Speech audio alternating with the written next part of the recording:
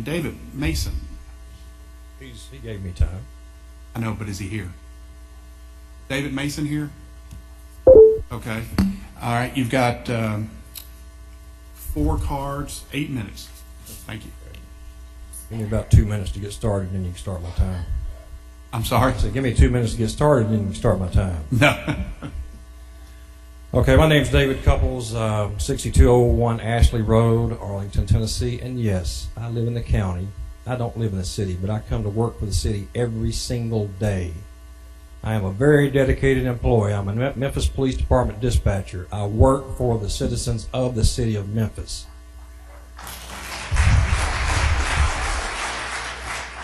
Now, Councilman Lowry tried to end this whole issue by putting forth a very fair pension ordinance, which would give all non-vested employees the right to stay in the defined benefit plan and only have new hires get the defined contribution and the cash balance plan. We didn't actually know what we were going to get.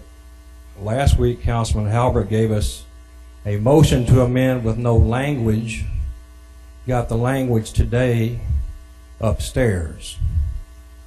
So we finally got some language as to what all this entails. My whole issue with this is, as I've said several times before, I signed up under the 1978 pension plan.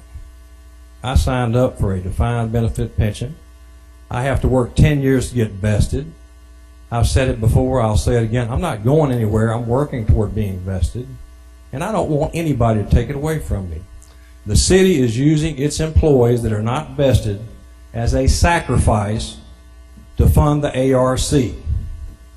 I figured, and I brought this up 2 or 3 council meetings ago, the city will have contributed $19,000 on my behalf via the 6% as of the end of this year.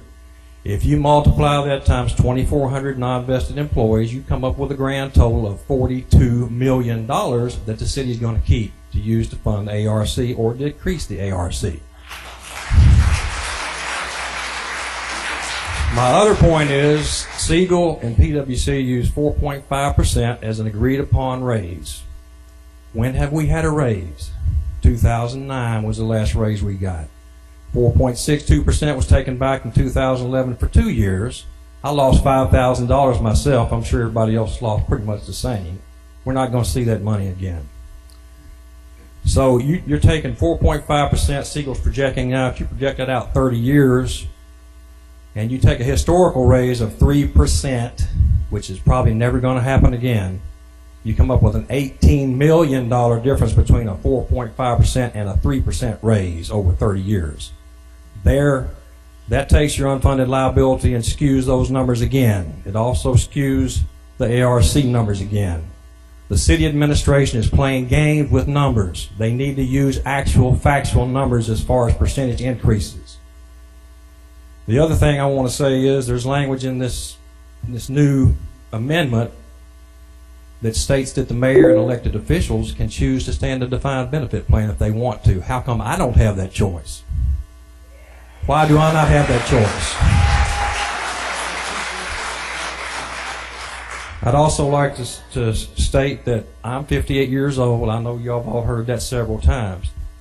I'll probably will have 7.5 years by the time all this is said and done if you pass this particular ordinance.